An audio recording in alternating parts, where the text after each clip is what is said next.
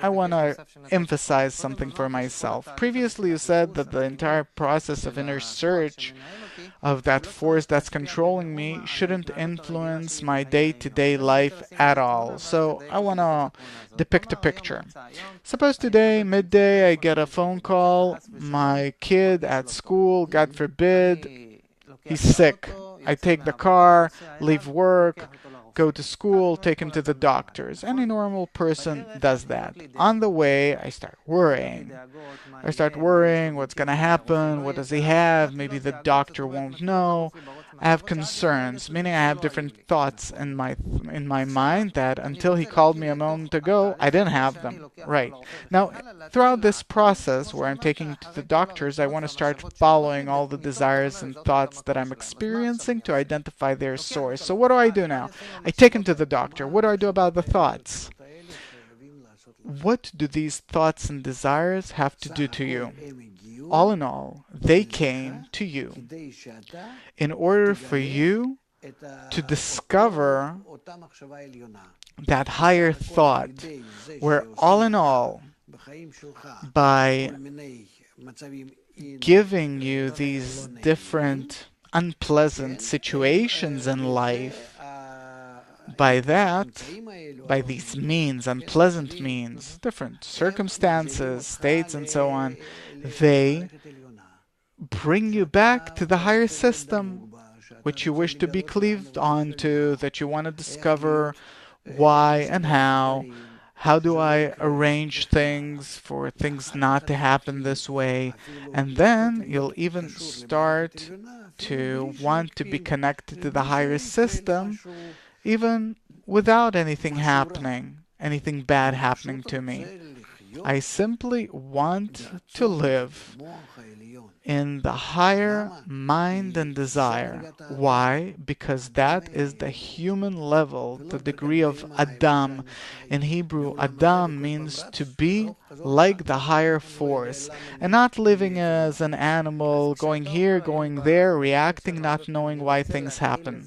So when you say on our show, I want to start identifying, you said this many times. What does it mean? I want to identify. When I get into the car and want to go someplace, I write on the Waze the address that I have to go to. The Waze identifies it and takes me there.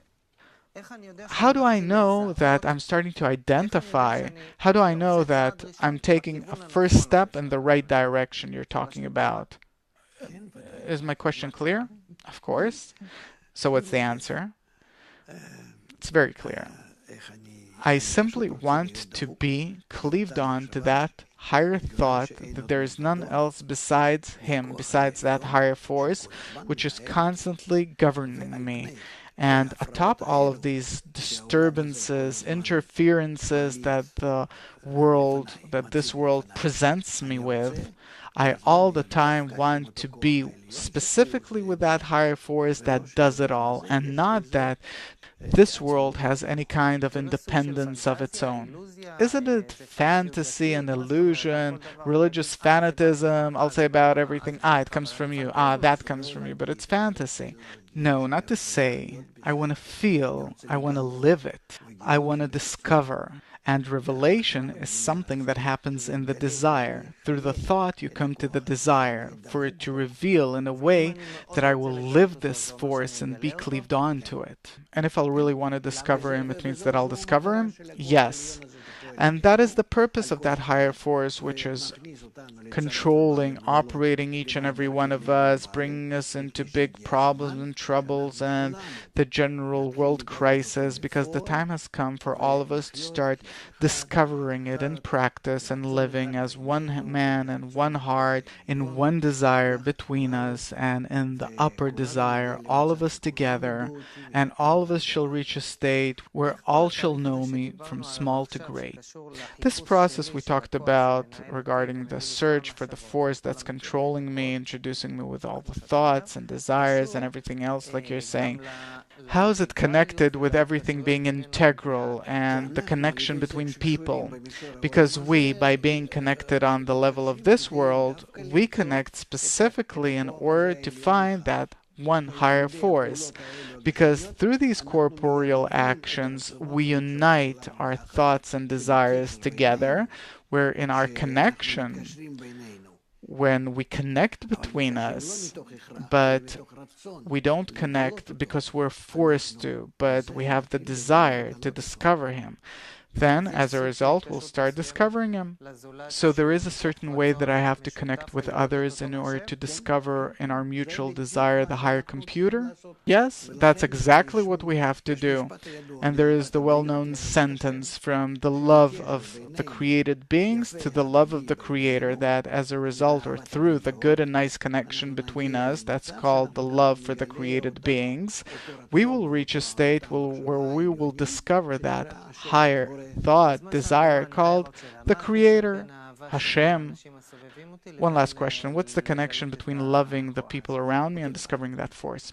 One and the same. You discover that it's one and the same. Only towards people you're talking egoistically, but if you start acknowledging that it all belongs to you and to them and all of you are together in one thought and one desire, then you discover this higher force, the higher, the upper, and by that you rise from the animalistic level that you're on in this world, where you're operated and this is why you're considered as an animal, to the human level, the level of Adam, where you're similar to the higher force, to godliness, and then you see a completely different world, a different reality, through a higher thought and desire, which is the whole and complete world, eternal world, which is called the Garden of Eden.